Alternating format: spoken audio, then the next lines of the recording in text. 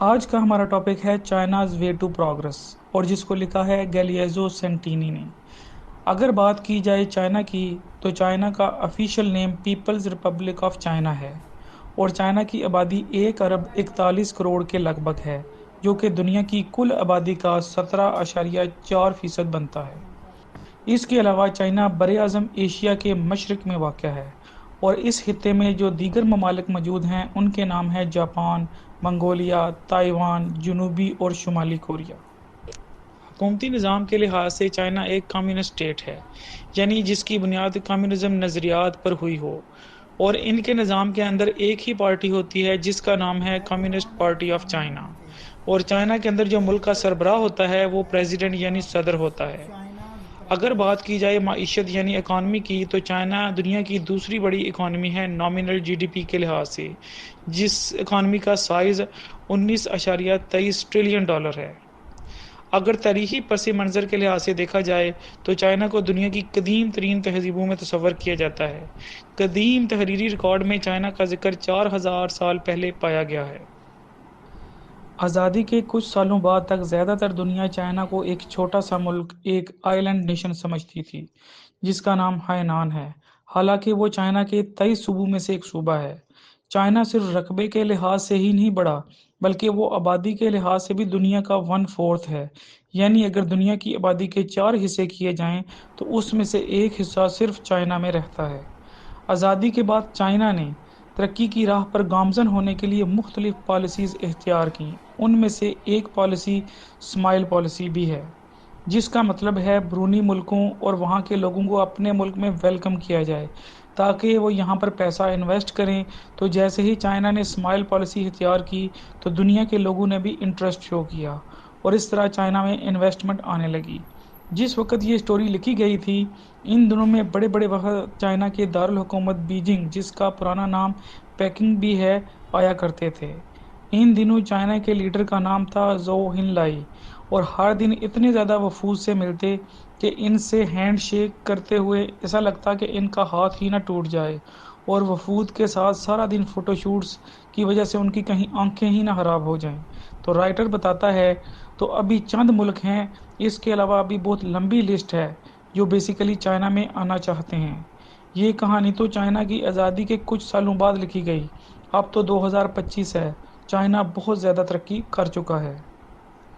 China نے اپنے ملک کو ترقی کی راہ پر گامزن کرنے کے لیے بہت سارے اقدامات اور تجربات کیے، اور ان میں سے سب سے پہلا ہے N exemplary social experiment.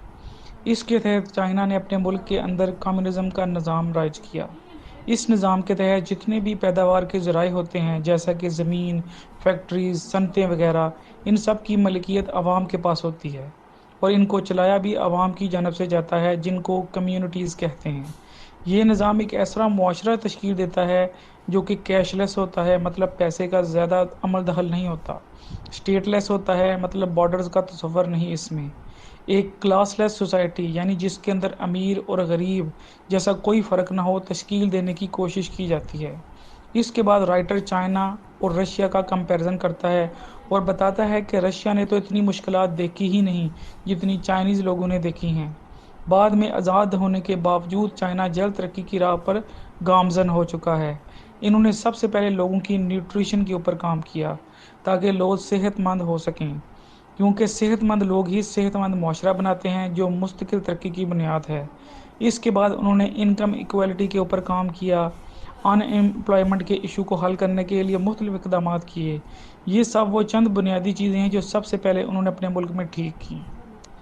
D centralised economy, یہ وہ دوسرا تجربہ ہے جو چائنا نے کیا، کیونکہ جتنے بھی ممالک جن کے اندر سینٹرلائزڈ اکانومی ہوتی ہے، وہاں پر چند لوگوں کے پاس اختیارات ہوتے ہیں اور وہی بیشتر فیصلے کرتے ہیں، جیسا کہ ہمارا پاکستان۔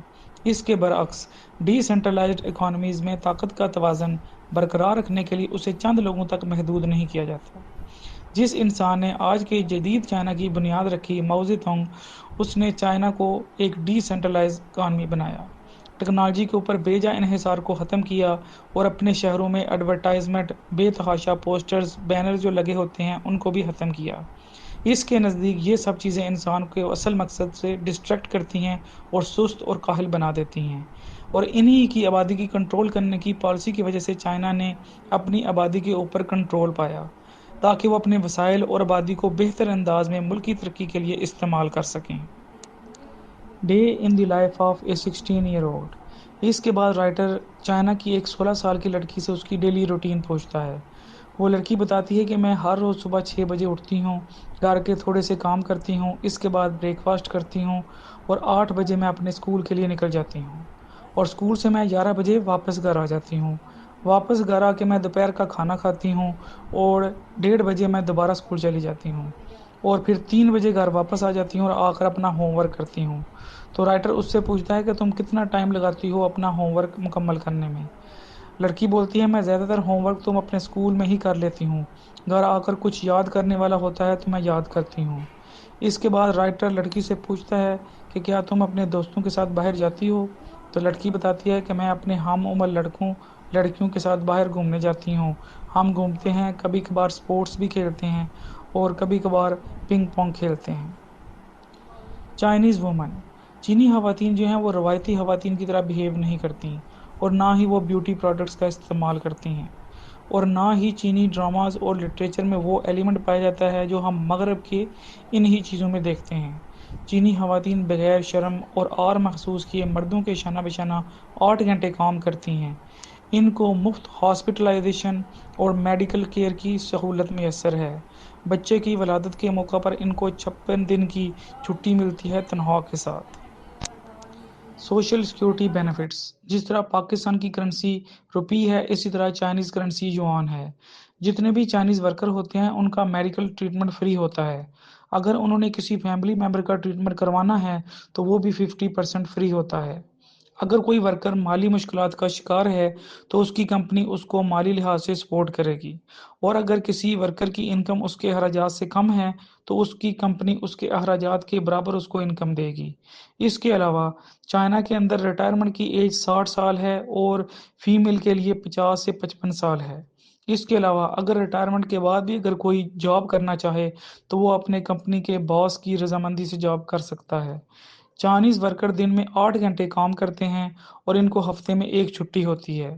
اس کے علاوہ جو ورکرز دور دراز کے علاقوں سے آئے ہوتے ہیں ان کو سال کے اختتام پر 1 یا 2 ہفتے کی چھٹیاں بھی دی جاتی ہیں۔ اس کے اندر رائٹر جس چائنا کی بات کر رہا ہے وہ آج سے 50-60 سال پہلے کا چائنا ہے۔ آج کا چائنا تو مزید ترقی کی منازل طے کر چکا ہے۔ یہ تھا ہمارا آج کا لیسن، امید کرتا ہوں کہ آپ کو سمجھ آئی ہوگی۔ پھر بھی اگر کوئی سوال ہے تو آپ کمنٹ سیکشن میں پوچھ سکتے ہیں۔ خدا حافظ۔